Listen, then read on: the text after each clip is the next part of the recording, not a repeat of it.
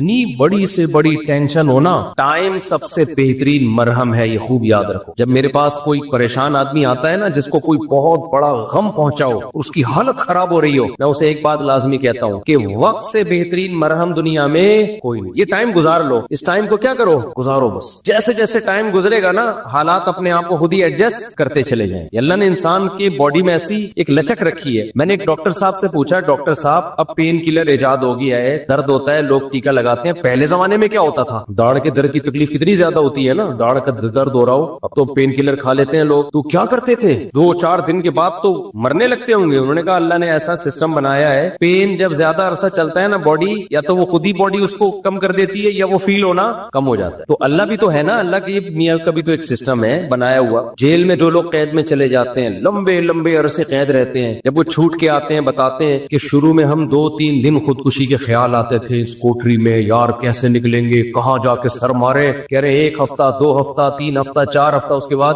Use to. کیا ہو گئے, ایک آدمی 4 سال جیل میں رہ کے آیا, 4 سال. کہتا ہے 4 سال میں نے دھوپ, اچھا بھلا آدمی بھی بہادر آباد اور ڈیفنس کا جو لگژری لائف اسٹائل میں ٹائم گزارا. میں نام نہیں بتاؤں گا, بدنام ہو جائے گا بیچارہ, ایسا نہ ہو مزید کوئی رشتہ ہی نہ دے اس کو. مدیز اس لیے کہ شادی شدہ ہے. خیر اس وقت کمارا تھا وہ, تو وہ کسی شبہ میں اٹھا کے لے گئے اس کو. اچھا بھلا ڈیفنس یا بہادر آباد کا لڑکا تھا. بہادر آباد بھی اچھا ایک ایسا علاقہ ہے, لگژری لائف اسٹائل میں پلا, زیادہ ٹائم اس کا یورپ اور یعنی یورپ میں گزرا ہے. کسی شبے میں اٹھا لیا اس کو. 4 سال اس نے دھوپ نہیں دیکھی. کہہ رہے میں جب اندر گیا ہوں نا, ایک پپو فیملی کا, برگر فیملی کا بچہ اندر گیا تو کیا حال, لیکن کچھ چیزیں سنی گئی تھی, علماء کی تقریریں, کچھ صبر سے متعلق, کچھ ایک کہ بھئی جب مصیبت اللہ کی طرف سے آتی ہے اس میں اجر اللہ کی طرف سے. بھئی قصور تو نہیں تھا اس کا, اب یہ تو اللہ کی طرف سے مصیبت ہے. نبی صلی اللہ علیہ وسلم نے فرمایا ایک کانٹا بھی چگتا ہے نا, اس پہ بھی اجر ملتا ہے. اللہ تھوڑی غافل ہے, ہر چیز آزمائش ہے ہمارے لیے. خوب سمجھ لو, اتفاق سے کچھ بھی نہیں ہو رہا. یہ جو ہم سمجھتے ہیں نا بائی چانس ایسا ہو گیا ہے, یہ ہمیں دیکھنے میں ایسا لگ رہا ہوتا ہے, ورنہ بائی چانس کچھ بھی نہیں ہوتا. جو کچھ ہو رہا ہے اللہ کے ارادے سے ہو رہا ہے. خوشی بھی پہنچ رہی ہے اللہ کے ارادے سے, غم بھی پہنچ رہا ہے اللہ کے ارادے سے. تو نبی نے فرمایا کہ جس کو خوشی پہنچتی ہے نا مسلمان کو, کافر کو خوشی پہنچتی ہے, کہتے بائی چانس یہ ہو گئے, میری لک ہے, وہ لک کہتا ہے اس کو, لک ہے. ایک دفعہ میں ایک ڈاکومنٹری دیکھ رہا تھا, یہ جو کروڑوں اسپم ہوتے ہیں نا جو ماں کے رحم میں جاتے ہیں, جن میں سے ایک کو اللہ سلیکٹ کرتے ہیں انسان بنانے کے. تو ڈاکومنٹری میں کسی گورے لکھا ہوا تھا کہ آئی ون دس میچ, یعنی کروڑوں خربوں میں یہ میچ جیت گیا. بھائی تو نہیں جیتا ہے, یہ سلیکشن کس کی ہے, اللہ کی ہے. وہ کہہ رہے ہیں بائی چانس ہو گیا کہ میں پیدا ہو گیا. بائی چانس کوئی بھی نہیں ہوتا, سب کس کا ارادے سے ہو رہا ہے, اللہ کے. اللہ نے تجھے پیدا کرنے کے لیے کمبخت سلیکٹ کیا ہے, اور اللہ پھر کہہ رہے نحن خلقناکم, ہم نے تمہیں پیدا کیا, ہمارا احسان ہے, تو اب اس احسان کا بدلہ دو. تو جہاں آپ یہ کہیں گے نا اتفاق سے ایسا ہو رہا ہے, وہاں خوشی پہ اتراؤ گے بھی اور غموں پہ ٹینشن میں بھی آؤ گے. یار کیوں ہو گیا میرے ساتھ, ہٹلر کتنا روتا رہتا آخری عمر تک, تبھی پھر وہ خودکشی کر لی اس نے کہ یار 1 ہفتہ پہلے میں رشیا پہ اٹیک کر دیتا, ہاں یار کتنی بڑی غلطی ہوئی ہے مجھ سے. وہ کہتے ہیں ایک ہفتہ پہلے اٹیک کر دیتے نا تو رشیا کا نقشہ کچھ اور ہوتا. وہ 1 ہفتہ رہ گیا, پتہ نہیں پولینڈ ولینڈ کے کس کے چکر میں رہ گیا, تو وہ رشیا نے اٹیک کر کے اس کی ایسی کی تیسی کر دی. تو روتا رہتا تھا وہ. ابے روتا رہتا نہیں, تو نے جو کچھ حرکتیں کی ہیں تو اللہ نے تجھے کیا دیا اس کا بدلہ. خیر تو توبہ کر لیتا, مسلمان ہوتا تو کیا کہتا, یار اللہ کی طرف سے چپت لگ گئی ہے میرے, اب توبہ استغفار کر لو. اور توبہ ایسی خاندانی چیز ہے یار, کچھ بھی ہو جائے. ہٹلر مسلمان ہوتا, کہتا میں نے ہزاروں لاکھوں انسانوں کو قتل کر دیا, بند کمرے میں جا کے گڑ گڑا لیتا اللہ سے, معاف کر دے اللہ. دنیا کو نہیں پتا چلتا, اللہ کیا کر دیتا, معاف. لیکن چونکہ کافر تھا تو کیا ہوا ہے, اس نے قوم کا مجرم تھا وہ, اس نے کہا کیا کر سکتے ہیں, اس کو پتا تھا پبلک نہیں چھوڑے گی, تو اٹھا کر کے مارکیٹ سے اپنے آپ کو شارٹ کر. انجام بھی برا, زندگی بھی بری. مسلمان کی زندگی بری ہو, کم از کم انجام اچھا اس کے اختیار میں ہوتا ہے. یار اللہ کو منا لو, اللہ کہتا ہے 100 انسانوں کے قاتل کو بھی میں بخش دوں گا. خیر میں وہ واقعہ سنا دوں میں. تو وہ کیا ہوا ہے کہ وہ بہادر آباد کا پپو بچہ جو ہے نا, کہاں چلا گیا, جیل. اب علماء سے اس کا تعلق تھا, ماشاءاللہ داڑھی بھی رکھی ہوئی تھی اس نے, کہ یار اب یہ غم کس کی طرف سے ہوتے ہیں, اللہ کی طرف سے. تو مجھے اپنا قصہ سنا, میں نے کہا یار 4 سال میں تو دھوپ میں نا ایک دن نہ بیٹھوں, میں ڈپریشن میں جانا شروع ہو جاتا ہوں. یہ جو بند کمروں میں لوگ سارا دن بیٹھے رہتے ہیں, پتہ نہیں کیسے. نیچر سے جس کو بھی محبت ہوگی نا, وہ دھوپ نہیں چھوڑ سکتا بھائی. بکریاں مرغی انڈے نہیں چھوڑ سکتا, دھوپ نہیں چھوڑ سکتا. وہ بکریاں مرغی تو چلو زیادہ ہو گیا, لیکن دھوپ نہیں چھوڑ سکتا وہ. تو میں نے کہا 4 سال اب کیسے بند کمرے میں رہے ہیں, اور بھی قیدی تھے. کہہ رہے میں 2-3 دن تو ٹینشن میں رہا. پھر میں نے کہا اچھا یہ بھی نہیں پتا کہ نکلیں گے کب یہاں سے. یہ پتا ہو نا, آدمی کہتا ہے چلو 4 سال میں دن گننا شروع کر دو, یہ بھی نہیں پتا نکلیں گے ہی بھی نہیں نکلیں گے. کہہ رہے میں نے کہا جو ہونا تھا وہ تو ہو گیا, اب ہم تو جیل کی دیوار توڑ کے بھاگ نہیں سکتے. تو کہہ رہے میں نے کیا کیا, پھر وہاں پر میں نے اٹھک بیٹھک اور ایکسرسائز شروع کر کہ بھائی ٹائم کیا کرو, پاس کرو. کو. کہہ رہا ہے اس کا فائدہ یہ ہوتا ہے 400 دفعہ میں بیٹھ کے, کیونکہ اور تو کوئی کام ہی نہیں ہے اسٹیمنا بنانے کے علاوہ, اسٹیمنا بنانے کے علاوہ کوئی کام ہے ہی نہیں. اچھا ہے بڑا پاورفل ماشاءاللہ, کبھی ملو تو آپ دیکھو پہنچ جاتا, ساری طاقت جیل میں بنائی ہے اس نے. کہہ رہا ہے میں بیٹھ کے لگاتا تھا ان 4 پھر ڈپس لگاتا تھا, پتہ نہیں کتنے ڈپس لگا لیتا تھا, ایکسرسائز کرتا تھا. کہہ رہا ہے اس کا فائدہ یہ ہوتا تھا اتنا تھک جاتا تھا کہ مجھے نیند خاندانی آتی تھی. ظاہر ہے نیند تو بیسیوں بیماری کا علاج ہے, ڈپریشن ختم کرنے کا سب سے بہترین ذریعہ ہی گہری نیند ہے. ڈاکٹر ڈپریشن کے مریضوں کو کیا دیتے ہیں؟ نیند کی گولیاں دیتے ہیں, سوتا رہے بس, پتہ ہی نہ چلے پی ٹی آئی آ رہی ہے کہ جے یو آئی آ رہی ہے کہ مسلم لیگ آ رہے ہیں, کہ یہ ٹینشن ہی ختم, اسٹیبلشمنٹ کیا کر رہی ہے چھوڑو. تو کہہ رہے ہیں میرے ساتھ جو قیدی تھے نا وہ بہت سے اس میں پاگل ہو, کیونکہ بیٹھے رہتے تھے سوچتے رہتے تھے ہر وقت دماغ میں نا کیا یہاں سے نکلے کیسے نکلے کیسے, حالانکہ بہت سے جرم کر کے آئے ہوئے تھے, ٹھیک ہے ان کا تو بنتا تھا. کہہ رہے 4 سال کے بعد رہائی کا فیصلہ ہوا. کہہ رہے جب باہر نکلے تو پھر دنیا جنت لگی. پھر اب اس نے 4 شادی استغفر اللہ ان کی ہیں, تو خیر کی ہیں واقعی 4 کی. کہہ رہے اس سے مجھے پاور کیا ملی؟ کہہ رہے ہم تو مجرم تھے نہیں, ہم جب باہر آئے نا ہم نے کہا اچھا یہ ہوتا ہے, ٹوٹل سزا کیا ہے, کچھ بھی کر لو یہ ہے. کہہ رہے میرے اندر اتنا اسٹیمنا پیدا ہو گیا دنیا میں کچھ کر گزرنے کا. آپ کو پتا ہے جیل ہمارے مجرم بناتے ہیں, جیل میں جا کے نا اسٹیمنا بڑھ جاتا ہے مجرم کا, سمجھ رہے ہو. ایک تو اس کو یہ پتا ہوتا ہے آئندہ اس طرح سے کام کرو گے تو پکڑے نہیں جاؤ گے, اس طرح سے کیا تھا تو پکڑا گیا تھا نا, اب یہ والی غلطی نہیں کرنی. تو اس لیے شریعت میں جیل کی سزا نہیں ہے, شریعت میں ہے کہ اسی وقت نمٹا دو. چوری کی ہاتھ کاٹو, چلو بھائی نکل پتلی گلی سے, شاباش. ہم کیا کرتے ہیں چوری کی جیل, تو کہتا ہے یار وہ سی سی ٹی وی کیمرہ دیکھنا بھول گیا تھا میں, آئندہ تھوڑا خیال کرو. پھر وہاں سارے چور ہی بیٹھے ہوتے ہیں, کوئی نیک آدمی تو آیا نہیں ہوتا جیل میں, تو چور آپس میں ان کی کیا ڈسکشن ہوگی, وہ تہجد کی باتیں تھوڑی کریں گے. وہ اب تو نے کیا کرتا ہے, وہ میں نے اتنے بندے مار دیے, آپس میں ان کا گینگ بنتا ہے, پھر آپس میں نمبر ایک دوسرے کے ساتھ وہ شیئر کرتے ہیں کہ جب باہر نکلیں گے تو پھر دیکھتے ہیں ہم. اور 4 سال میں 10 سال میں کیا کچھ ہوتا ہی نہیں ہے, تو کچھ کرنے کی صلاحیت ان میں ویسے ہی ختم. وہاں جا کے کوئی یہ تھوڑی کہ وہ ماسٹرز کر رہے تھے یا پی ایچ ڈی کے اسکالر بن کے باہر آئے, یا کوئی انجینئرنگ مکمل کر لی اب باہر جاب ملے گی. 4 سال 8 سال زندگی بہترین ان کے ویسے ہی برباد ہو گئے. اب ان کے پاس کمانے کے لیے چپل چوری کے علاوہ اور کوئی راستہ ہوتا نہیں, یا باقی چوریاں ڈکیتیوں کے علاوہ کوئی راستہ ہی نہیں ہوتا ان کے پاس. تو نظام اتنا گندا ہے, اس لیے اسلام نے سزا رکھی ہے, اس میں ادھار نہیں رکھا. قصاص ہے, ثابت ہو گیا کہ بھائی اس نے بندہ مارا ہے, فوراً پکڑ کے وارثوں کے حوالے کیا جائے گا, بھائی تمہارا باپ مارا ہے تم بتاؤ کیا کرنا ہے. اب وہ فیصلے میں دیر کر رہے تو اس دوران جیل میں بند کیا جائے, بھاگ نہ جائے. جیل میں اس کو تمام سہولتیں دی جائیں گی, بھائی یہ بندہ بھاگے گا نہیں, جلدی 1 ہفتہ ہے آپ کے پاس, فیصلہ کرو گردن اڑانی ہے یا اس سے بارگیننگ کرنی ہے. تو بارگیننگ میں جو ٹائم لگ رہا ہے اس دوران جیل میں رہے, ایک الگ بات. ایک آدھ سعودی عرب میں ایسا ہی ہوتا تھا, آپ کا پتہ نہیں کیا ہو رہا ہے. قصاص اب 1 ہفتہ, اس کے بعد سر قلم کرنا ہے, چلو بھائی اڑا دو سر. سر نہیں قلم کرنا, پیسے لے کے چھوڑنا ہے, پیسے لے بھائی, اور جو بھی رہن کے طور پر اس کی پراپرٹی رکھوائی, چل بھائی نکل, ختم. ہماری عدالتوں پہ بوجھ کتنا ہے دیکھو, 20 سال پرانی فائلیں جج کے پاس پڑی ہوئی ہوتی ہے. اسلام میں قصاص ہے. دانت توڑ دیے, ٹائم نہیں ہے بھائی, کون سا والا دانت توڑا, یہ والا, اب بتا دانت توڑنا ہے اس کا. دیکھو نبی صلی اللہ علیہ وسلم کی خدمت میں کتنا زبردست واقعہ ہے. حدیث میں آتا ہے حضرت انس رضی اللہ تعالی عنہ کی جو پھپھی تھی نا, کس کی, حضرت انس ابن مالک کی پھپھی. حضرت انس نبی کے خادم تھے. ان پھپھی نے اپنی باندی کو مکہ مارا یا تھپڑ مارا, تو وہ باندی کا دانت ٹوٹ گیا. جو لونڈی تھی نا باندی, اس کا دانت ٹوٹ گیا. تو نبی کے پاس کیس آیا, تو آپ نے فرمایا اللہ کی کتاب کے مطابق فیصلہ کروں گا. تو کتاب اللہ تو یہی کہتی ہے دانت کے بدلے دانت. تو اب بڑے مسئلہ ہو گیا کہ بھائی یہ تو اتنے خاندانی لوگ ہیں, اور باندی یہ تو لونڈی ہے, لونڈی کا دانت ٹوٹ گیا, ملازم کو تھپڑ مارا, دانت ٹوٹ گیا, تو اب سیٹ صاحب کا بھی دانت توڑا جائے کیا؟ گوروں کے ایسا کوئی قانون نہیں ہے اسلام میں کہ بھائی دونوں انسان ہیں تو دونوں کے دانت کی سیم ویلیو ہے. تو نبی نے فیصلہ کیا دانت کے بدلے دانت توڑا جائے گا. یہ بھی نہیں دیکھا کہ انس بن مالک میرے شاگرد ہیں, 10 سال میری خدمت کی ہے, تو اتنی خدمت گزار ہیں تو ان کی پھپھی کے ساتھ میں رعایت کروں. فرمائے نہیں, میں فیصلہ کروں گا کتاب اللہ کے مطابق. تو کتاب اللہ میں کیا تھا, دانت. اچھا باندی کو یہ توقع نہیں تھی کہ میری جو مولا ہے, آقا ہے, اس کے دانت توڑے جائیں گے, ان لوگوں کو یہ توقع نہیں تھی. تو جب نبی نے فیصلہ کیا نا تو پھر انہوں نے پھر معاف کر دیا کہ بھئی, انہوں نے کہا کہ یہ تو ہماری مولا ہے, مالک کا نعم ہے, اس کا دانت کیسے توڑ سکتی ہوں. تو پھر انہوں نے خود ہی معاف کر دیا. پھر نبی نے, کیونکہ اس کو حق ہے, تو کیس 2 منٹ میں کیا ہو گیا, ختم. اگر انگریز کی حکومت ہوتی یا ہماری پاکستانی حکومت ہوتی, اب تک چل رہا ہوتا وہ کیس. دونوں مر چکے ہوتے, دونوں قبروں میں جا چکے ہوتے, ابھی تک ان کے دانت کے کیس کی فائلیں بولو موجود ہوتی, اور پوسٹ مارٹم ہو رہا ہوتا کون سا والا دانت ٹوٹا تھا, ہلا تھا یا ٹوٹا تھا, ان کے مکے سے ٹوٹا. ایسا گندا غلیظ نظام ہمارے اوپر مسلط ہے, اس میں انصاف کے علاوہ سب کچھ ملے گا. تو اسلام نے کیش سزائے رکھی ہے, ٹھک ٹھک ٹھک, کہ بھائی تھپڑ کے بدلے میں کیا ہے, تھپڑ. تو قصاص کا نظام رکھا ہوا ہے اللہ میاں نے, بڑا زبردست. وَكَتَبْنَا عَلَيْهِمْ فِيهَا أَنَّ النَّفْسَ بِالنَّفْسِ وَالْعَيْنَ بِالْعَيْنِ وَالْأَنْفَ بِالْأَنْفِ وَالْأُذُنَ بِالْأُذُنِ وَالسِّنَّ بِالسِّنِّ وَالْجُرُوحَ قِصَاص. کیا زبردست آیت ہے. اللہ فرماتے ہیں ہم نے لکھ دیا ہے, آنکھ کے بدلے آنکھ. کسی نے تمہاری آنکھ پھوڑی ہے, تم کورٹ میں جاؤ گے, جی اس نے آنکھ پھوڑی ہے, یہ ثابت کرو گے, دلائل سے ثابت کر دیا, کورٹ کہے گی تو بھی پھوڑ دے اس کی یہ والی آنکھ. البتہ یہ کام ڈاکٹر سے لیا جائے گا, ویسا نہ ہو پھوڑنے پھاڑنے پھاڑنے میں کچھ اور ہی نہ پھوڑ پھاڑ دے, اتنا لمبا چھرا مارے کہ پیچھے سے ہی نکال دے. تو اس میں ماہرین سے مدد تو لی جائے گی, لیکن یہ ہوگا بھائی آنکھ ضائع کی ہے تو تمہاری بھی آنکھ ضائع کی جائے گی. دانت توڑا ہے, سن بسنی, دانت کے بدلے دانت, سمجھ رہے ہو؟ تو یہ پوری قرآن نے ڈیٹیل بیان کی ہے.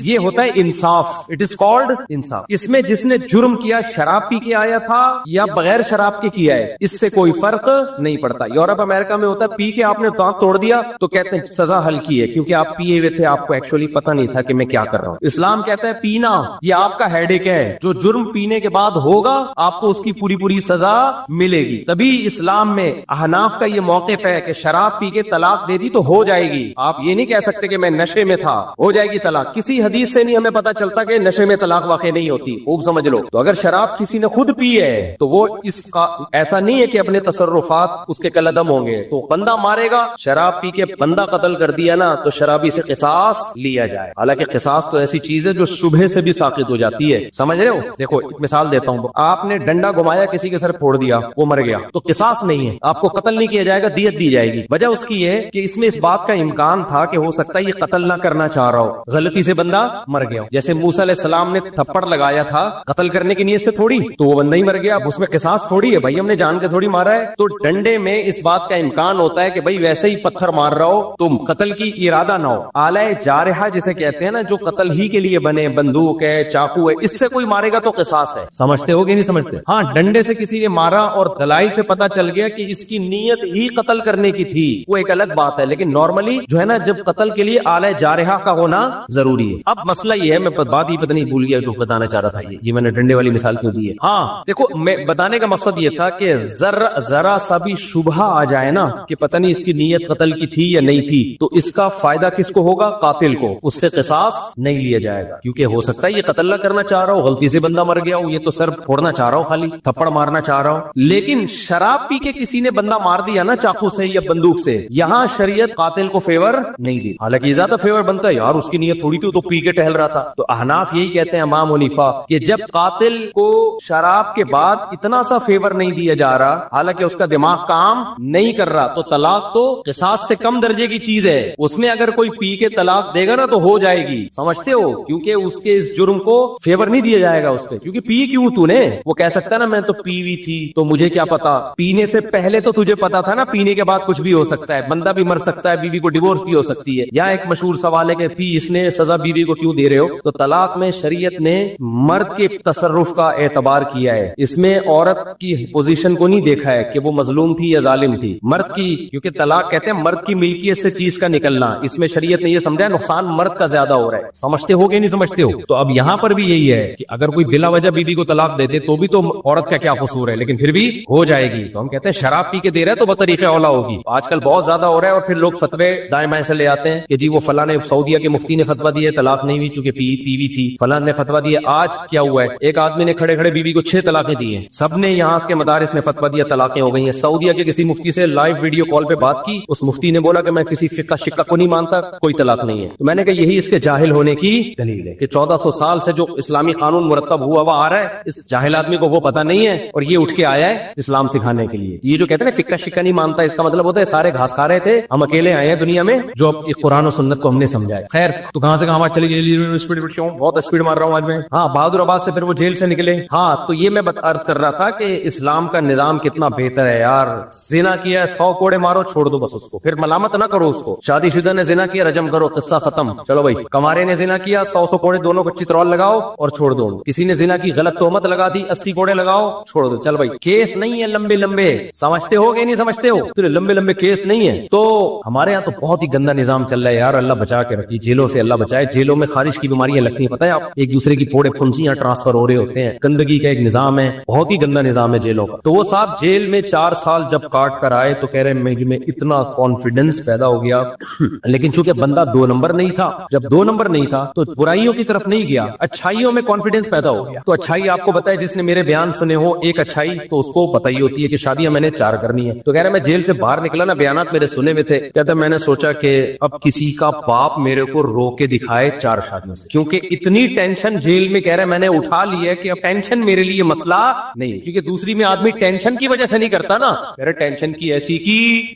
دیکھو اس نے صبر کیا نا, تو یہ جیل اس کے حق میں کیا ہو گیا, اگر صبر نہ کرتا, جلد بازی والا کام کرتا, جیل میں بیٹھا رہتا, یہ کیا ہو رہا ہے میرے ساتھ, میں نے تو کوئی ایسا گناہ نہیں کیا, اللہ کو میں ہی ملا تھا. کبھی حکومت کو گالیاں دیتا, کبھی پولیس کو گالیاں دیتا, کبھی فوج کو گالیاں دیتا, کبھی عمران خان کو, کبھی مسلم لیگ کو, کبھی کس کو. ان پہ کچھ بھی اثر جو بھی نہیں رینگتی ان کے اوپر, کیا خیال ہے, ان پہ جو بھی نہیں رینگتی, کسی پہ کچھ بھی نہیں ہونا تھا. اور اللہ کو بھی ایسے لوگ اعتراض کرنا شروع کر دیتے ہیں. اس نے یہ بولا بھائی میرے بس میں جو ہے میں وہ کروں گا, جو میرے بس میں نہیں ہے وہ میں نہیں کر سکتا. اگر آخرت نہیں ہے اور حساب و کتاب کا کوئی دن نہیں ہے, مر کے مٹی ہو کے ختم ہو رہے ہیں لوگ, تو اس کا مطلب یہ ہوا کہ اچھے اور برے کا انجام سے کوئی برے سے برا بن جائے کچھ نہیں ہونے والا, اچھے سے اچھا بن جائے کچھ بھی نہیں ہونے والا, بلکہ برا زیادہ مزے میں ہے.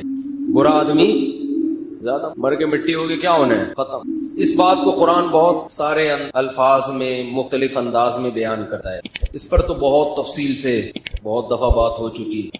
اب قرآن کہہ رہا ہے وَإِن يَكَادُ الَّذِينَ كَفَرُوا لَيُزْلِقُونَكَ بِأَبْصَارِهِمْ. دیکھیں مسئلہ یہ ہے کہ جب بھی آپ کوئی نظریہ پیش کرتے ہیں تو کسی نہ کسی کے مفاد پہ اس سے زد پڑتی, کسی کو فائدہ ہوگا کسی کو نقصان ہوگا. جس کو فائدہ ہے وہ کہے گا ویلکم, بہت کیا بات کی مفتی صاحب نے, زبردست. جیسے جس کا دوسری کا پہلے سے ارادہ ہو وہ میری 4 شادیوں کے بیان پہ فوراً متفق ہو جائے گا, چاہے ایک بھی دلیل نہ سنی اس کی. زبردست بات, یہ مفتی ہے جو ممبر پہ حق بولتا ہے, لیکن آپ کا بہنوئی یا داماد دوسری کرنا چاہ رہا ہو, آپ پہلے ہی اس کو روک رہے ہو, اور اوپر سے ہمارا بیان 4 شادیوں کے فضائل پر ہو گیا, تو آپ بولیں گے انہی مفتیوں نے گھروں کو اجاڑا ہے, انہی مولویوں نے گھروں میں آگ لگائی, ممبر پہ بیٹھ کے یہ کچھ کرتے. ایک مثال دے رہا ہوں, اب یہ شادیوں کی بات نہیں کر رہا, مثال دینے پر گورنمنٹ کی طرف سے کوئی پابندی نہیں, کوئی بھی مثال دی جا سکتی. تو انسانی عادت ہے کہ جس نظریے پر جس کے مفاد پہ زد پڑتی ہے وہ آرام سے قبول نہیں کرتا, اور جس کو فائدہ ہوتا ہے وہ کہتا ہے زندہ باد, بہت زبردست. اچھا, بعض دفعہ جب آپ کوئی تھیوری پیش کرتے ہیں, کوئی نظریہ پیش کرتے ہیں, تو سامنے والا مخالفت کرتا ہے, حالانکہ اس کے مفاد پہ زد نہیں پڑ رہی ہے, اس کا کوئی نقصان نہیں ہوتا, پھر بھی وہ مخالفت کرتا ہے. وہ کیوں کرتا ہے؟ اس لیے کہ وہ اس کے خلاف ایک بات پیش کر چکا ہوتا ہے. اب اسے پتا ہوتا ہے کہ یہ بات صحیح ہے جو سامنے والا کر رہا ہے, لیکن وہ انا کا مسئلہ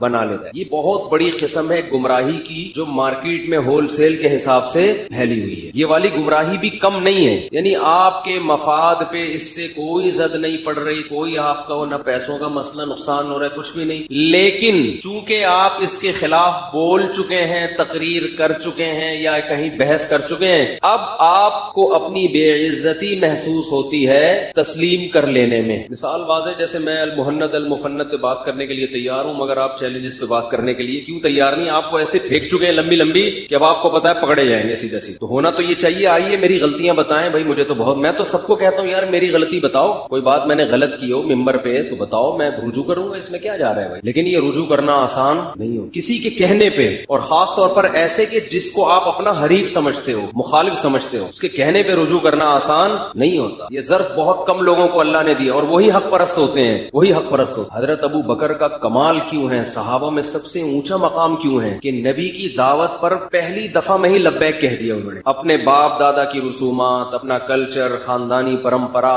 اس کو ذرا بھی رکاوٹ نہیں سمجھا, اور بھی مان لائے مگر تھوڑا سا سوچ کے, پہلے دشمنی کی, مخالفت کی, اس کے بعد جا کے ان کی سمجھ میں آیا. اسی وجہ سے کہتے ہیں حضرت ابو بکر سب سے پہلا نمبر لے گئے. جہاں دعوت سنی کا کہ 100% ایگری, حالانکہ وہ بھی اسی ماحول میں تھے, ان کے باپ دادا بھی وہی بت پرستی کرتے آ رہے تھے, مگر حق میں خاندان اور معاشرے کو ذرا بھی رکاوٹ نہیں بنائے. میں اکثر ایک بات کہتا ہوں, اسے خوب اچھی طرح سمجھیں. اصل لبرل لوگ پتہ ہے کون ہیں؟ جو اسلام کو فالو کرتے, یہ ہے لبرل لوگ. باقی ذہنی غلام ہیں. لوگ کہتے ہیں نا مذہب آپ کو ذہنی غلامی میں ڈال دیتا ہے, آپ ذہنی طور پر مذہب کے غلام بن جاتے ہیں. اور لبرلزم کسے کہتے ہیں؟ آزاد. کسی ایک نظریے کے آپ غلام نہیں ہیں, پابند نہیں ہیں. یہ بات 100% غلط. مذہب آپ کو ہر قسم کے نظریات سے کیا کرتا ہے؟ آزاد. حق کو فالو کرنے کا حکم دیتا ہے کہ جو آپ کو حق لگے اس کو فالو کرو, اور یہ دعویٰ کرتا ہے کہ اگر تم براڈ مائنڈیڈ ہو کے, نیوٹرل ہو کے غور کرو گے تو تمہیں اس کے علاوہ کچھ حق لگے گا ہی نہیں. اور جتنے لوگ جو مذہب کو فالو نہیں کرتے وہ بات براڈ مائنڈیڈ ہونے کی, لبرل ہونے کی کرتے ہیں, مگر وہ حقیقت میں لبرل ہوتے نہیں ہیں. وہ ایک نظریے کو فالو کر رہے ہوتے ہیں, ان کو پتا ہوتا ہے یہ 100% غلط ہے, مگر چونکہ وہ نظریہ لبرلزم کی پہچان بن چکا ہوتا ہے تو اس پہچان کی وجہ سے وہ اس کو فالو کر رہے ہوتے ہیں کہ اگر ہم نے اس کو فالو نہیں کیا تو ہم پر فنڈامنٹلسٹ ہونے کی چھاپ لگ جائے گی, بہت مشکل ہے. مثال کے طور پر فار ایگزامپل سے مجھے پتا ہے ایک لفظ یاد آتا ہے. ہمارے بھائی کی شادی تھی بچپن میں, اس میں مس گیدرنگ تھی, میں نہیں گیا تو میں خاندان میں بڑا بدنام ہو گیا تھا نا, फंडामेंटलिस्ट और भाई की शादी में नहीं गया। तो हमारे एक रिश्तेदार हैं, वो इंग्लिश बहुत बोलते थे, अभी भी बोलते हैं, अल्लाह उनकी उम्र में बरकत। तो वो जब भी कोई मिसाल देने होते ना, फॉर एग्जाम्पल में मेरी मिसाल देते जैसे तुम शादी में नहीं गए छेड़ने के लिए, और you set a bad example, कुछ इस तरह का स्ट्रक्चर इस्तेमाल करते थे, बहुत बुरी मिसाल कायम। तो जब भी मैं याद हूँ ना, फॉर एग्जाम्पल मुझे वो वाकया उनका याद आया, थोड़ा सा मुझ पर तंज करते थे, जैसे आपने बदतमीजी की और नहीं गए। अब देखो मैं एक मिसाल दे रहा हूँ, पर्देदार औरतें गुलाम समझी जाती हैं जो पर्दा करती हैं, फंडामेंटलिस्ट, बुनियाद परस्त। लिबरल औरतें क्या हैं? आजाद, जो बेपर्दा को किसी की पाबंद वाबंद नहीं है। हालांकि अल्लाह की कसम ये पाबंद है। इनको दलाइल की दुनिया में समझ में आ रहा है कि पर्दा असल है, मगर जहनी गुलामी मगरिब की है। ये अपने ऊपर मजहब की छाप को बर्दाश्त करना पसंद, ये इसमें इनको बेइज्जती महसूस होती है कि लोग कहेंगे मजहबी खातून है। इस छाप और इस ताने से बचने के लिए, जो मुआशरे में बुरा समझा जाता है ताना, इससे बचने के लिए उन तमाम दलाइल को एक तरफ रखा और मगरिब की जहनी गुलामी इख्तियार की इन्होंने। जो औरत पर्दा कर रही है वो कल्चर को फॉलो बोलो नहीं कर, वो लिबरल है, वो कहती दलाइल से पता चलता है कि पर्दा इस्लाम का हुक्म बिल्कुल ठीक है। जो कल्चर के अगेंस्ट चल रहा है उसको कह दिया कि वो लिबरल नहीं है, और जो कल्चर का गुलाम है उसको क्या कहते हैं? लिबरल है। तो वही है, नारंगी रंगी को नारंगी कह रहे हैं, जो इंतहाई कलरफुल ऑरेंज है ना, उसको नारंगी कहते हैं, हालांकि उसमें तो रंग भरा हुआ है। और जो दूध को पका मका के जो असल माल निकला है उसको खोया कहते हैं, वो खो दिया हमने तो। और जो चलने वाली चीज है उसको गाड़ी, जो गाड़ी किसे कहते हैं? जो गाड़ दी जाए, चलती हुई चीज को क्या कहते हैं? गाड़ी। खोपड़ी में आती है चीजें, तो उल्टी चल रही है दुनिया। तो इस्लाम जितना लिबरलिज्म की दावत देता है ना आपको, ब्रॉड माइंडेड होने की, इतना दावत तो दुनिया में कोई भी नहीं देता। तभी तो कुरान बार बार अकल अकल अकल इस्तेमाल करो। इन्न फी ज़ालिका लआयातिल लिक़ौमी यतफक्करून। कुरान कह रहे हैं इसमें खोपड़ी इस्तेमाल करने वालों के लिए निशानी है, जो अंधे मुकल्लिद होते हैं, कल्चर को फॉलो करते हैं, जहनी गुलाम बने हुए, उनको इससे हिदायत ही नहीं मिलेगी कुरान से।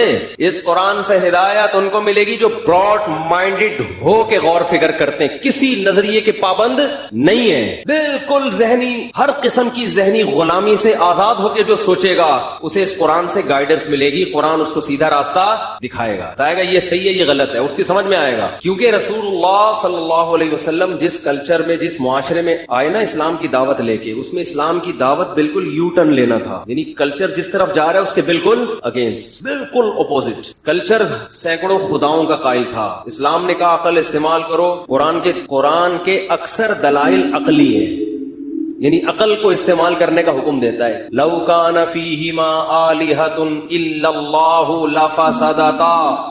कुरान कह रहे अकल से सोचो, अगर इस जमीन में एक से ज्यादा खुदा होते तो जमीन आसमान का निजाम तबाह बर्बाद हो जाता। एक घर में दो सरबरा हो तो घर क्या हो जाता है? बर्बाद। तभी तो हो रहे बर्बाद, पता ही नहीं चल रहा बाप है कौन, मियाँ कौन है। अभी वो अमेरिका से एक दोस्त आए हुए हमारे, पता नहीं बयान में बैठेंगे नहीं बैठ, कह रहे अमेरिका में जो बीवी है वो मियाँ होती है, जो मियाँ होता है वो क्या होती है? जो लग रहा है इशारा होता है। उसको इतने हुकूक दे दिए उन्होंने कि मर्द अगर हाथ उठा ले वो तो गया, औरत चित्रौल लगा ले तो कोई इतना बड़ा केस नहीं बनता। तो घर का भी एक सरबरा होता है, नहीं है तो आज से बना ले, जाके इलेक्शन करवा दें, बेशक बच्चे को बाप बना दे लेकिन बनाए किसी को जरूर। ये जो घर में इतने फसादात हो रहे हैं ना, उसकी वजह यह है कि घर में एक अमीर की इताअत, अल्लाह ने तो बना दिया शोहर को ना, बाप को बना दिया, शोहर को बना दिया, लेकिन अगर आपको अल्लाह वाला हिसाब समझ में नहीं आ रहा है तो चलो यार इलेक्शन करा के बीवी को बना दो, बच्चे को बाप बना दो, लेकिन जब इख्तलाफ होगा तो चलेगी किसकी? एक की। इससे घर में सुकून होगा। इसके अलावा तावीज गंडों से वजीफों में टाइम जाया मत करो, कख भी नहीं होने वाला इससे। एक तो लोगों को सही हल बताया नहीं जाता, ऊपर से वजीफों में लगा के जो असल हल है उससे और ज्यादा गाफिल कर देते। मैं वजीफों के मुखालिफ नहीं हूँ, पढ़ लें, अच्छी बात है, अल्लाह का नाम लेने की तौफीक मिल रही है, लेकिन ये हल नहीं है। और हमारे मुल्क भी क्यों नहीं चल पा रहा है पता है?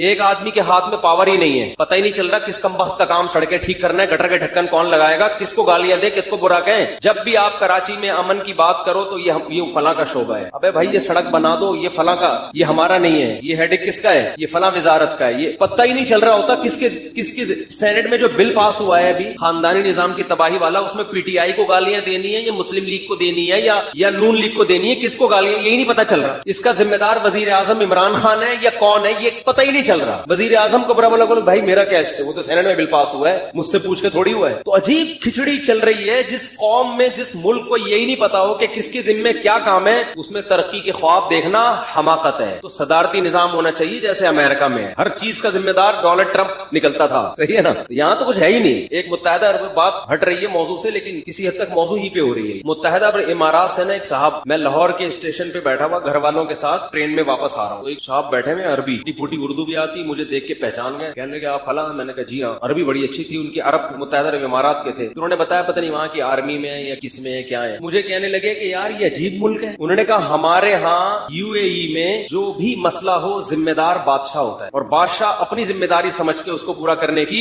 کوشش. کہہ رہے مجھے یہاں اتنے مہینے ہو گئے، مجھے یہی نہیں سمجھ میں آ رہا کہ کس کام کا ذمہ دار ہے کون، پکڑے کس کو جا کے، اور اس کا فائدہ لوگ اٹھاتے ہیں، سیاسی جماعتیں. مثال کے طور پر گٹر اگر کھلے ہوئے ہیں نا، لوگ گر رہے ہیں اس میں، تو جس کی ذمہ داری نہیں ہے وہ اس کو گالیاں دینا کہ دیکھو یہ گٹر کھلے ہوئے ہیں فلاں کے دور حکم، حالانکہ وہ خود ذمہ دار ہوتا ہے اس کا. بعض دفعہ عجیب گند بچا ہوا ہے یار. یہ حیران ہو رہا تھا، کہہ رہے تم لوگ چل کیسے رہے ہو، تمہارا تو کوئی سسٹم ہی نہیں ہے. اتنے محکمے بنے ہوئے ہیں اور ہر محکمے کا بڑا ہی الگ ہے، کوئی بربادی ہے. مسلمانوں کا تو ایک بادشاہ ہوا کرتا تھا، ایک خلیفہ ہوا. چلو اب پوری دنیا کے مسلمانوں کے ایک خلیفہ نہیں ہے تو ایک ملک کا تو کم از کم ایک خلیفہ ہو نا، کہ ہر چیز کی رسپانسبلٹی بالآخر اس خلیفے کی ہو. اس خلیفے کو آپ وزیر اعظم بول دو، صدر بول دو، ہمیں ناموں میں کوئی مسئلہ نہیں ہے. آپ اس کو صدر مملکت بول دو، پریزیڈنٹ بول دو، وزیر اعظم بول دو، پرائم منسٹر، کچھ بھی بول دو آپ اس کو، خادم القوم بول دو آپ اس کو. لیکن ایک آدمی کیا ہونا چاہیے، اختیارات کس کے پاس ہوں، ایک آدمی. یہ اسلام کا مزاج یہ ہے. خیر، تو ابھی بات یہ چل رہی تھی، کیا بات چل، آج پراٹھا کھایا ہو نا میں نے، ویسے تو صبح کھاتا ہوں، آج میں نے ابھی تھوڑی دیر پہلے بھی کیا ہے، کچھ منہ سے تلفظ کے ساتھ بولو نا ایسے کیا. ہاں، تو میں یہ عرض کر رہا تھا کہ قرآن نے کتنی زبردست دلیل دی ہے شرک کے خلاف. یہ عقل استعمال کرنے کا حکم دیا. لو کان فیہما آلہۃ الا اللہ، اگر اس کائنات میں اللہ کے علاوہ بھی خدا ہوتے، یعنی ایک خدا کے علاوہ بھی خدا ہوتے، اللہ فسادتا، اس کا نظام کیا ہو جاتا، تباہ و برباد. ایک دن نہیں چلنی تھی، کیونکہ ایک ہر سربراہ کے بغیر نہیں چلتا، ایک ریاست سربراہ کے بغیر نہیں چلتی. تو اتنی بڑی کائنات ایک مینجمنٹ کے بغیر کیسے چلے گی، برباد ہو جاتا. یہ تو کھوپڑی استعمال کرنے کا قرآن کہہ رہا ہے نا. جو لبرل آدمی ہے نا، جو ذہنی غلام نہیں ہے، نہ انگریز کا غلام ہے، نہ جاپنیز کا غلام، نہ سائنسدانوں کا غلام، نہ ڈاکٹروں کا غلام، اس کی کھوپڑی یہاں کیا کرے گی کام. قرآن کہہ رہا ہے ہم خلقوا من غیر شیء ام هم الخالقون. اس میں قرآن نے کوئی نقل سے دلیل نہیں، نقل کا مطلب کسی کا قول نقل نہیں کیا کہ حضرت جی کا یہ ارشاد ہے کہ تمہیں کسی نے پیدا کیا ہے. نہ نہ نہ، قرآن کہہ رہا ہے ام خلقوا من غیر شیء ام هم الخالقون، تم خود سے بنے ہو یا تم نے خود اپنے آپ کو بنایا ہے بھائی. اب جو لبرل ہوگا نا، حقیقی لبرل، کیا کہے گا یار کیسے بنے. ڈارون نے پھینکی تھی کہ ہزاروں سال میں بن گئے، تو ہزاروں سال بے جان پتلا نہیں بن سکتا، چلتا پھرتا انسان کیسے بن گیا ترقی کر کے ہے بھائی. دم کہاں گئی، بندر سے بنے ہیں تو دم مارکیٹ سے نہ دم دے رہے ہیں نہ دم کے پیسے دے رہے ہیں. سائنسدان کہتے ہیں دم تھی، تو میں سائنسدانوں سے پوچھتا ہوں یا تو ہمیں دم دو بھائی جو ہماری دم تھا، یا اس کے ہمیں کیا چاہیے دم دے رہے ہو نہ دم کے، تو اس کا مطلب جھوٹ بول رہے ہو تم. اور اگر دم تھی، بندر سے ہم بنے ہیں، تو بندر سے ایک دم انسان میں کیسے کنورٹ ہو گئے. درمیان میں بھی تو کچھ ہونا چاہیے نا.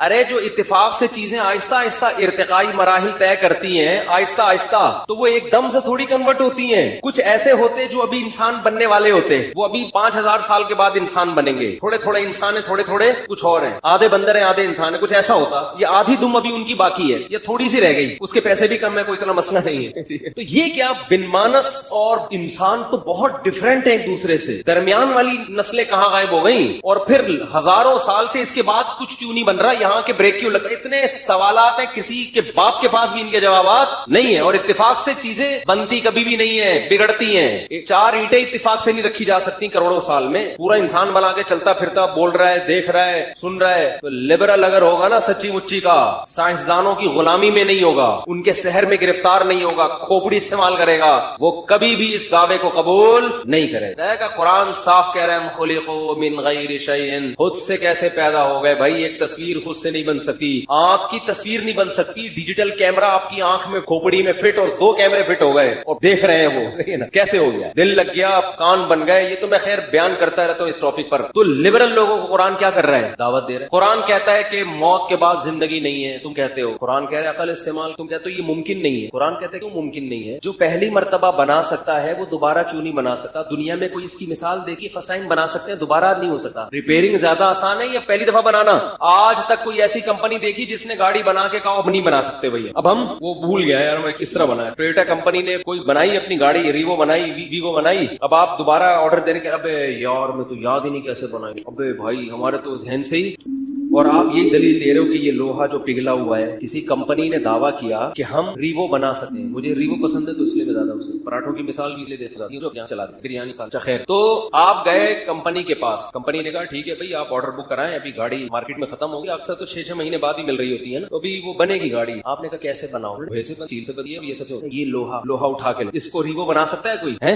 یہی سوال ہوتا ہے نا ان کا، ہڈیوں کو لے جا کے، یہ ہڈی قبرستان کی مردے کی ہڈی، اس پر یہی تو لبرل لوگوں کو اشکال ہوتا ہے کہ یہ کیسے انسان بن سکتا ہے دوبارہ. قرآن کہتا ہے قبر میں جا کے مٹی ہو کے ختم بھی ہو جاؤ گے، گدے گھوڑے جو ہے نا، جو گوشت خور جانور ہے وہ کھا بھی جائیں گے، کیڑے بھی کھا جائیں گے، تو اس کے بعد بھی اللہ تمہیں دوبارہ انسان بنا کے کھڑا کر دے، مٹی سے دوبارہ بنائے گا تمہیں. تو لبرل لوگ کیا کہتے ہیں؟ یہ ہماری کھوپڑی میں نہیں آتا، حالانکہ آتا ہے کھوپڑی میں. اس لیے کہ قرآن یہ دعویٰ تھوڑی کر رہے ہیں کہ تم بناؤ گے. قرآن کیا دعویٰ کرتا ہے؟ اللہ کہہ رہے ہیں میں بناؤں گا. اب ایک گنوار دیہاتی کے پاس آپ جاؤ کہ اس لوہے سے اور اس بھٹی میں آپ کو دے رہا ہوں، یہ لوہا دے رہا ہوں، یہ اسٹیل دے رہا ہوں، آپ اس سے کار بنا کے دکھاؤ. کہے گا بھائی یہ میرے بس کی بات نہیں ہے، تم کیسا کام کر رہے ہو؟ لیکن یہی مطالبہ آپ کمپنی سے کرو جو پہلی دفعہ گاڑی بنا چکی ہے، تو یہ مطالبہ کیا ہوگا؟ درست ہوگا. اس پہ آپ اعتراض تم لوہے سے کیسے بناؤ گے؟ وہ کہیں گے بھائی ایسے بنائیں گے جیسے پہلی دفعہ بنا دی ہم نے، ٹھیک ہے نا، دوبارہ بنا دیں، دوبارہ اس سے اچھی بنائیں گے. پہلی دفعہ میں تو تجربے میں کچھ چیزیں دائیں بائیں ہو جاتی. تبھی جو نئے ڈاکٹر بناؤ اس سے علاج نہیں کرایا. بتا رہا ہوں میں، علاج ہمیشہ بوڑھے ڈاکٹر بوڑھے حکیم سے کراؤ. کہ شروع میں وہی ہوا ہے، حکیم صاحب قبرستان سے گزرتے ہوئے منہ پہ کپڑا ڈالتے تھے، لوگوں سے کہہ رہے شرم ہماری سارے میرے پہنچائے گئے. تو یہ نئے جو ہے نا شروع میں ایسے ہوتے ہیں، وہ تجربے کر کے پھر جا کے ماہر بنتے ہیں. تو اب کیا ہے کہ کمپنی کے لیے دوبارہ بنانا کوئی مشکل نہیں. گاڑی میکینزم ہے کتنا عجیب ہوتا ہے، ہمارے لیے تو وہ بھی عجیب ہے. بٹن دباؤ اسٹارٹ، ادھر بٹن دباؤ شیشے کھل رہے، اس کی چل رہا ہے. آٹومیٹک گاڑیاں کروز پہ کر لیتے ہیں، 120 پہ لگایا بیٹھ گئے آرام، چلے جا رہی چلے جا رہی. عجیب سسٹم ہے یار. اب دوبارہ گاڑی بنانا کمپنی کے لیے یہ عجیب بات نہیں ہے. ایک بنایا نہ ہوتا نا، میں اگر کہوں کہ میں بنا کے دکھاؤں گا آپ بولے بھائی کھوپڑی میں نہیں، لیکن جو بنا چکا ہو اس کے لیے دوبارہ بنانا، اس کے لیے سائنسدانوں سے پوچھنے کی ضرورت نہیں ہے. لوگ یہ سائنسدانوں سے پوچھ رہے ہوتے ہیں کہ میڈیکلی آپ پروف کر کے دکھائیں کہ انسان دوبارہ زندہ ہوتا ہے. صحیح ہے نا، یہ اس کا ٹاپک ہی نہیں ہے. جس نے بنایا اس سے پوچھیں کہ اللہ تو نے فرسٹ ٹائم بنایا، دوبارہ بنا سکتا ہے؟ اللہ کہے گا کیوں نہیں بنا سکتا. وَهُوَ بِكُلِّ خَلْقٍ عَلِيمٌ. اللہ فرماتے میں نے تو ایک طرح کا تمہیں دکھایا ہے کہ ایسے بنتے، میں ہر طرح سے بنانا جانتا ہوں. اور وہ ایک طرح ہی خدا کی قسم اتنا عجیب ہے کہ کسی فیکٹری میں کار کا بننے کا عمل اتنا عجیب نہیں ہے جتنا ماں کے پیٹ کی فیکٹری میں انسان کے بننے کا عمل ہے. اس فیکٹری میں جہاں گاڑیاں بنتی ہے ہزاروں ملازمین ہوتے ہیں، ایک ایک اسکرو سیدھا کرنے والا بنانے والا الگ، ہر ڈپارٹمنٹ کا شعبہ الگ. اور ادھر ایک معمولی سا جرثومہ ماں کے رحم میں گیا، کوئی مستری، کوئی مزدور، کوئی ٹیکنیشین نہیں بیٹھا ہوا، روٹی کھا رہی ہے ماں، روٹی. ایسے سافٹ ویئر اللہ نے اس پانی میں انسٹال کر دیے ہیں کہ ماں روٹی کھاتی ہے، اس بچے کی آنکھ بن رہی ہے، ناک بن رہی ہے، دل، دماغ، جگر. ریوو مشین سے زیادہ میکینزم اس کا بہت ہی عجیب و غریب میکینزم ہے. کوئی مستری مزدور ڈینٹنگ پینٹنگ والا آپ کو ماں کے پیٹ میں نظر نہیں آئے گا. خود ماں کو خبر نہیں ہوتی خدا کی قدرت کا کیسا شاہکار میرے پیٹ میں تیار ہو رہا ہے، خود ماں کو پتہ نہیں ہوتا. اور کیا انداز ہے، ادھر ماں کے پیٹ سے بچہ باہر آیا، ادھر ماں کی چھاتیوں میں دودھ پیدا ہو گیا. ایسی خوراک جو بچے کے لیے اس سے بہتر خوراک ہو نہیں سکتی. یہ آٹومیٹک سسٹم اللہ کی قسم خود بخود نہیں ہو سکتا، اس کا کوئی کرنے والا ہے. اور وہ جو مشین آئی ہے وہ زندہ ہے، چلتی. اس گاڑی بولتی تو ہے، دروازہ کھولا وہ بولے گی شٹ دا ڈور، بول نہیں رہی، وہ اس میں ریکارڈنگ ڈالی بھی ہے. خود گاڑی کو نہیں پتا ہوتا. اب تو گاڑیاں گالیاں بھی دے رہی ہیں، میں نے سنا ہے. ہاں سنا ہے. ایسی آٹومیٹک گاڑی آ رہی ہے کہ اگر آپ اوور اسپیڈ کرو گے تو گاڑی ایک دفعہ تمیز سے بات کرے گی، بھائی ادھر آ رہا ہوں. یہ سنا ہے میں نے، پتہ نہیں حقیقت ہے نہیں، مجھے کسی نے بتایا. پھر 2-3 دن اس کو گالیاں دینے پہ آ جائے آپ کی سیفٹی کے لیے. غلط اوورٹیک کر رہے ہو، آپ کو زیادہ ٹیکنالوجی ترقی کرے گی تو جھاپڑ بھی پڑنا شروع ہو جائیں گے. لیکن یہ گاڑی کو شعور نہیں ہے، روبوٹ کی طرح ہے، آٹومیٹک سسٹم ہے، اس کو نہیں پتا چل رہا. اس کی گالیوں سے کبھی بھی آپ متاثر مت ہو. آپ یہ نہ سمجھو کہ سچی مچی کا غصہ کر رہی ہے، جیسے وہ سیٹ بیلٹ نہ باندھے تو ٹوٹ ٹوٹ کرنا شروع کر دیتی ہے نا. ٹینشن میں آدمی کہتا ہے چلو یار سیٹ بیلٹ ہی باندھو. گاڑی کو تھوڑی کوئی فرق پڑتا ہے. لیکن انسان کی جو مشینری تیار ہوتی ہے نا ماں کے پیٹ، بچہ روتا بھی ہے اور اس کے جذبات ہیں، محبت بھی کرتا ہے، نفرت بھی کرتا ہے. اس کے جذبات، وہ اگر گالی دے گا تو اس کا مطلب سچی مچی کی دے رہا ہے، اس کو غصہ آ رہا ہے، حقیقت ہے. وہ اگر مسکرائے گا تو روبوٹ والا کی مسکراہٹ نہیں ہے، یہ حقیقی مسکراہٹ ہے. ایسا خلق الموت والحیات، قرآن کہہ رہا ہے وہ اللہ ہے جس نے موت اور زندگی کو پیدا کیا. اتنی ترقی کے باوجود اب تک حیات پیدا نہیں. حیات پیدا ہونا تو دور کی بات، سائنسدان حیات کو ڈیفائن نہیں کر سکے اب تک. یہ حیات ہے کیا، زندگی کی ڈیفینیشن کیا ہے، زندگی کو ڈیفائن نہیں کر سکے یہ ہے کیا چیز. اور قرآن کہہ رہے ہیں میں نے تمہاری اتنی کھوپڑی بنائی نہیں ہے کہ تمہیں زندگی کی ڈیفینیشن سمجھ میں آ جائے. روح ہے نا، روح ہے، جسم میں ہوتی ہے، آدمی چلتا پھر وہی باڈی ہے، فٹ فاٹ ہے، مرا ہوا ہے. تو کیا ہوا، قرآن کہہ رہے روح نکل گئی. لوگوں نے پوچھا نبی سے کہ روح کیا ہے، قرآن نے کہا وما اوتیتم من العلم الا قلیلا. روح کا سمجھنا تمہارے مینٹل لیول سے اوپر کی چیزیں. اتنی نالج اللہ نے تمہیں دی نہیں, تمہاری سمجھ میں نہیں آیا. تو زندگی اور ایسے کچھ میڈیکل سائنس کی کچھ حقیقتیں ہیں جو اب تک ڈاکٹر حل نہیں کر سکے. مجھے ایک ڈاکٹر نے بتایا کہ جب بچہ ماں کے پیٹ میں ہوتا ہے تو ہارٹ بیٹ سے ڈاکٹروں کو اندازہ ہوتا ہے کہ یہ زندہ ہو. اچھا یاد رکھو, اسلام میں زندگی کی ڈیفینیشن حدیث میں ہے کچھ اور ہے. میڈیکل سائنس میں ہارٹ بیٹ کو حیات کہا جاتا ہے, لیکن اسلام میں حیات اس بچے میں خاص نوعیت کا شعور پیدا ہو جائے. مثال کے طور پر یہ جو پودے ہیں نا, یہ میڈیکل سائنس کی نظر میں تو جاندار ہیں, اسلام ان کو جاندار چیز قرار نہیں, کیونکہ شعور نہیں ہے. شعور کا مطلب کھوپڑی میں جو سوچنے سمجھنے کا شعور ہو. پودے کو لطیفہ سنائے نہیں ہنسے گا, وہ غم کی خبر سنائے نہیں ہوگا, لیکن زندہ ہے وہ. بہت سے لوگ ایک اشکال کرتے ہیں کہ حدیث میں آتا ہے کہ بچے کے پیٹ میں 4 مہینے میں جان پڑتی ہے, جبکہ میڈیکل سائنس کہتی ہے کہ وہ تو شروع کے 3-4 ہفتوں میں ہی ہارٹ بیٹ شروع ہو جاتی ہے. تو جبکہ حدیث میں آتا ہے کہ جان بچے میں کب پڑتی ہے, تو لوگ اس پر اشکال کرتے ہیں کہ میڈیکلی تو جان پہلے پڑ چکی ہوتی ہے. تو یہ اس اشکال کی وجہ یہ ہے کہ انہوں نے میڈیکل سائنس میں جس کو حیات کہتے ہیں اور اسلام میں جس کو حیات کہتے ہیں, دونوں کی میں فرق کو ملحوظ نہیں رکھتے. تو 4 مہینے میں بچے میں خاص قسم کا شعور پیدا ہو چکا ہوتا ہے, جس کو روح پڑھنے سے تعبیر کرتے ہیں. صرف دل کی حرکت کو روح نہیں کہا جاتا. خیر, اور یہ شعور پھر بڑھتا رہتا ہے, چھوٹا ہوتا ہے تو کم ہوتا ہے شعور, پھر ہوتے ہوتے 40 سال میں یہ شعور انتہا تک پہنچتا ہے اور پھر واپس کم ہونا شروع ہو جاتا ہے. احساسات پھر واپس کم, جذبات کم ہو جاتے ہیں نا. 40 سال میں 4 شادیوں کی باتوں میں جو مزہ آئے گا وہ 60 سال میں وہ آدمی کہتے پتنی کی باتیں لے کے بیٹھ. مثال بھی اچھی نہیں لگتی ان لوگوں. تو ہر چیز میں صرف یہی ٹاپک نہیں, کھانے پینے میں بھی نہیں آئے گا, چلنے پھر تفریح کرنا, چلنا پھرنا, ہر چیز میں آ گیا تھا آرام بیٹھے رہو, آرام سے کیا اترال جا رہے ہیں کبھی کیلاش کی ویڈیو بنا کے. تو جب انسان بوڑھا ہوتا ہے تو وہ آرام سے ایک جگہ سب کے ساتھ ہوگا, یہ کوئی نہیں, ہم سب کے ساتھ ہونے والا ہے. تو شعور بڑھتا چلا جاتا ہے, پھر وہ شعور آہستہ آہستہ کم ہوتا چلا ہے. خیر, میں یہ عرض کر رہا تھا کہ ڈاکٹر یہ کہتے ہیں, میں نے خود ایک ڈاکٹر سے سنا ہے کہ بچہ جب ماں کے پیٹ میں ہوتا ہے تو ہمارا دل جو دھڑکتا ہے نا, یہ دماغ سے کرنٹ جاتا ہے جو دل کو چارج کرتا ہے, جس سے دل کیا ہوتا ہے بھائی, کسی بھی جس کو موومنٹ کے لیے انرجی تو چاہیے نا. نیوٹن کا قانون کس کا ہے, ساکن ہے وہ ہمیشہ کیا رہے گی, ساکن, جب تک کوئی محرک نہ ہو, اور جو متحرک ہے وہ ہمیشہ چلتی رہے گی جب تک آگے کوئی اسپیڈ بریکر نہ ہو. میری اپنی ٹائم نیوٹن قانون, نیوٹن کا تھا پتہ نہیں کس کا قانون, نیوٹن کا. تو ظاہر ہے دل کو بھی ہلنا ہے نا, جب تک کوئی ہلائے گا نہیں دل تھوڑی ہلے گا. اس کے لیے قدرت نے کیا رکھا ہے, دماغ کیا کرتا ہے, دل کو. لیکن دماغ کے چارج کرنے کے لیے ضروری ہے کہ دماغ پہلے خود تو اس میں حیات پیدا ہونا, اور وہ بلڈ کے سرکولیشن کے بغیر دماغ میں زندگی پیدا بولو نہیں. اور بلڈ کا سرکولیشن ہارٹ بیٹ کے بغیر ممکن. دل جب تک دھڑکے گا نہیں تو دماغ کرنٹ نہیں پھینکے گا, اور دماغ جب تک کرنٹ نہیں پھینکے گا تو دل دھڑکے گا. تو میں نے خود ایک ڈاکٹر سے سنا کہ اب تک سائنس اس راز پر مطلع نہیں ہوئی ہے کہ فرسٹ ٹائم دل کیسے دھڑکتا ہے بچے کا, کیونکہ دماغ تو ابھی مردہ ہے.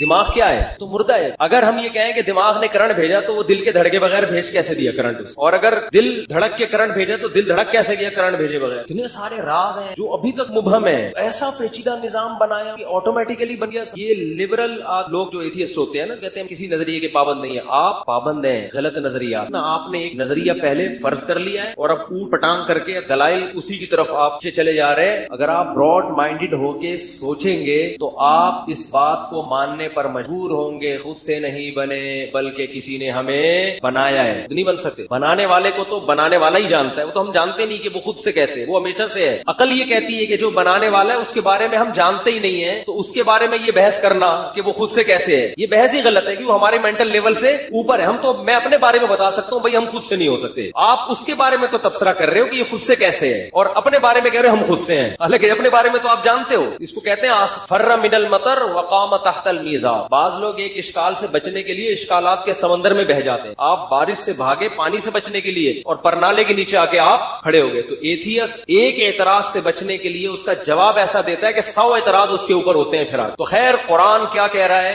تمام عقل استعمال کرنے کی بہت ترغیب دیتا ہے. ان فی ذالک لآیات لأولی الالباب. عقل مندوں کے لیے اس میں کیا ہے, بہت بڑی بڑی نشانی ہے. اور قرآن کتنی مثالیں دیتا ہے کہ حضرت عیسیٰ علیہ السلام کو وہ کہتے تھے نا اللہ کے بیٹے. قرآن نے عقل استعمال کرنے کی, جو خدا ہے جس کا کوئی ہم مثل نہیں ہے, ایک انسان جو کھاتا ہو پیتا ہو اور وہ محتاج ہو. تمہاری تو خود تاریخ کی کتابوں میں لکھا ہے کہ عیسیٰ علیہ السلام اور حضرت مریم کھاتے بھی تھے پیتے بھی تھے. کانا یاکلان طعام, جو کھانے پینے کا محتاج ہوتا ہے وہ خدا کی جنس میں سے نہیں ہوتا, بیٹا باپ کی جنس میں سے ہوتا ہے. تبھی تو ہم کہتے ہیں, جو لوگ کہتے ہیں نبی صلی اللہ علیہ وسلم بشر نہیں ہے نور ہے, تو ہم کہتے ہیں پھر آپ کی اولادیں سید بھی نور ہونی چاہیے. کسی بھی سید کا لیبارٹری ٹیسٹ کرواؤ, کیا نکلے گا, وہ انسان نکلے گا. گردے ہوں گے 2 عدد, ایک دل ہوگا اس کے اندر اور پھیپڑے میں پڑے، وہی سارا سیٹ اپ انسانوں والا. یہ انسان ہے تو ان کے جد امجد آپ صلی اللہ علیہ وسلم بھی کیا ہیں؟ وہ بھی انسان. انسانوں سے انسان پیدا ہوتے ہیں، تو آپ بشر ہیں. تو میں یہ عرض کر رہا تھا، جلدی سے بات، سوالات بہت زیادہ جمع ہوئے ہیں، کئی ہفتوں سے سوال کے جواب نہیں دے رہے. میں عرض کر رہا تھا کہ اصل جو لبرلزم ہے وہ کس کے پاس؟ بولو. باقی ہر آدمی اپنے کلچر کو فالو کر رہا ہے، کسی نے سائنسدانوں کو باپ بنایا ہوا ہے اپنا. صرف اسلام ہے جو آزادی کا قائل ہے اور آپ کو صرف ایک خدا کا غلام بناتا ہے، جس کے ویسے ہی آپ غلام ہو. آپ نہیں بھی مانو تو آپ ہو اس کے. آپ کے ماننے سے یہ نہیں ہوگا کہ کوئی آپ نے کوئی تیر مار دیا. یعنی اسلام نے ہمیں غلام بنایا نہیں ہے، بتایا ہے کہ تم ہو کیا؟ غلام ہو. تو مان لو تو ثواب ملے گا، نہیں مانو گے تو جہنم میں جاؤ گے. کیا اس میں ایک حقیقت پر مطلع کیا ہے. خدا کی قسم، آزاد اس دنیا میں صرف وہ لوگ ہیں جو مذہب کو فالو کرتے ہیں. وہ کسی کے غلام، اپنے باپ کے غلام نہیں ہوتے. وہ باپ کی اطاعت کر رہے ہیں خدا کے کہنے پر. جہاں خدا نے منع کر دیا وہ اپنے باپ کی نہیں مانتے. قرآن نے کہا نا وَلَا تُطِعْهُمَا، کہ شرک کے معاملے میں